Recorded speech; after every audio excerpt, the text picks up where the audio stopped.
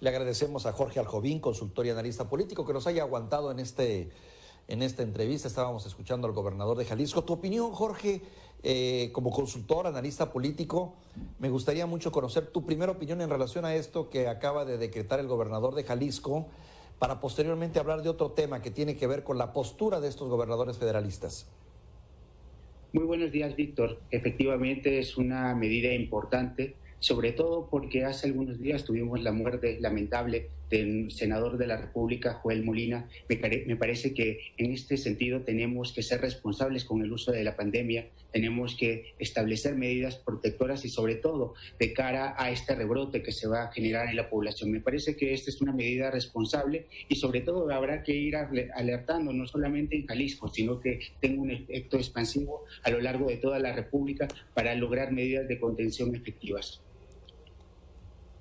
¿Crees tú que este caso de restringir la actividad, de marcar lo que se conoce como semáforo rojo, se repite en otros estados que también tienen un problema de casos crecientes? Me parece que la tendencia va hacia allá. Negar el problema sería simplemente esconder el polvo debajo de la alfombra y me parece que esto no contribuye en nada a la salud del país, sobre todo si simplemente buscamos proteger cifras macroeconómicas cuando no estamos cuidando al núcleo de la población. Sobre todo habrá que hablar también de un tema de esta extensión de las pruebas, ¿no?, de COVID también a lo largo del país, que hace algunos días nos ha llevado a conocer que en el Senado de la República y en la Cámara de Diputados no son aplicadas para todos los trabajadores de estos poderes de la Unión, sino que simplemente están siendo aplicadas para legisladores y para sus asesores. Me parece que esta enfermedad, que esta pandemia no reconoce estratos sociales, que debe ser aplicada para toda la población y sobre todo nos muestra un problema grave que tenemos en el país, un problema de privilegios, un problema que simplemente busca desoír a las clases más desprotegidas y es una asignatura pendiente que tenemos en el país. Ahora, esto me lleva al otro tema, a la otra problemática. De alguna manera, esta queja de cómo se está atendiendo la pandemia también pasa por el gobierno federal, y la queja de los gobernadores, en este caso de un grupo de gobernadores, por lo menos 10, que ahora le hemos dado en llamar gobernadores federalistas, incluye el tema de los recursos para poder manejar la pandemia. ¿Cuál es tu opinión de la postura de estos gobernadores en torno a esta exigencia de una reestructuración de carácter fiscal? Ya los calificaron, los gobernadores contrarios, algunos ya comenzaron a decir que son oportunistas y que lo que están haciendo es para llamar la atención y que sería nada más con francas miras electoreras para el próximo año. ¿Coincides en esa postura, Jorge?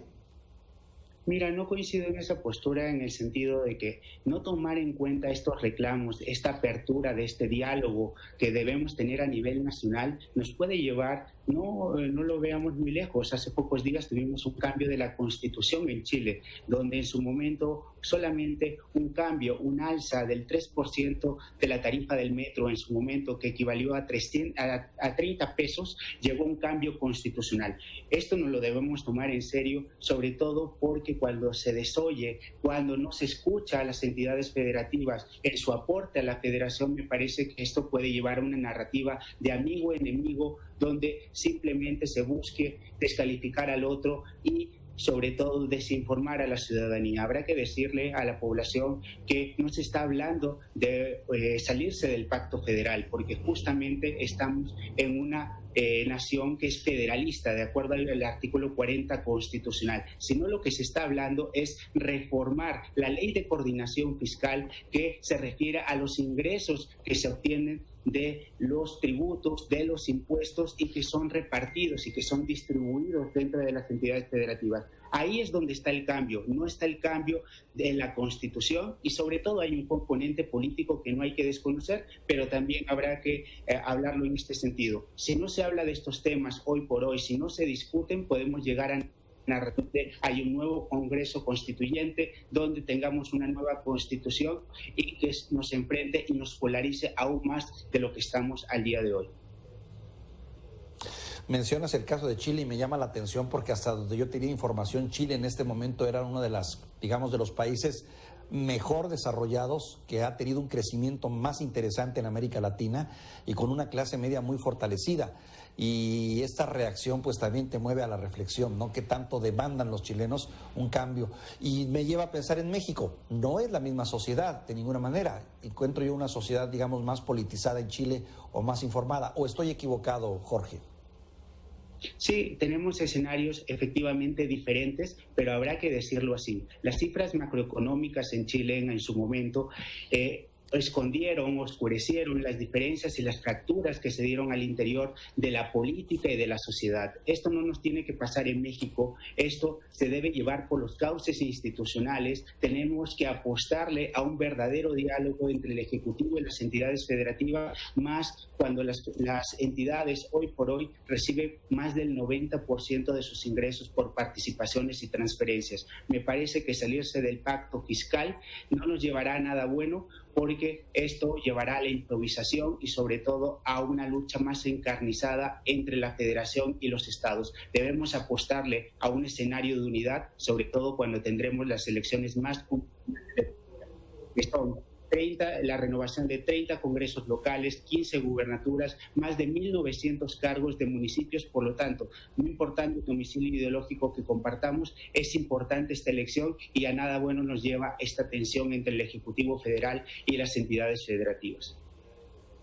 Hablas de tu deseo, de lo que debería de ser, Jorge, pero te pregunto, ¿prevés un escenario polarizado en las siguientes semanas, meses? ¿Un escenario más álgido? ¿Un escenario de confrontación? ¿Lo prevés así, a manera de conclusión? A manera de conclusión, me parece que es inevitable este escenario de tensión, sobre todo porque tenemos dos componentes. Uno, el presupuesto, que es el reparto de estas contribuciones de la Federación a los estados, y por otro lado el componente político, el componente electoral, que debe llevar por un lado a ratificarle la confianza al Ejecutivo Federal o en su momento que la oposición salga fortalecida de este proceso. Por lo tanto, me parece que en este escenario lo importante será abrir una discusión pública, una deliberación y sobre todo que existan los canales institucionales para que estas dos fuerzas políticas importantes, que serán el Ejecutivo Federal, a la falta de un Congreso, permita en su momento también hablar con las entidades federativas, lo cual no ayuda en nada cuando no tenemos frenos y contrapesos en el país, sobre todo con un Congreso a modo del Ejecutivo Federal. Te agradezco mucho estos comentarios, Jorge Aljovín. Muchas gracias, consultor y analista político. Gracias por esperarnos y gracias por tus reflexiones. Muchísimas gracias. Jorge Aljovín, consultor y analista político. Vamos con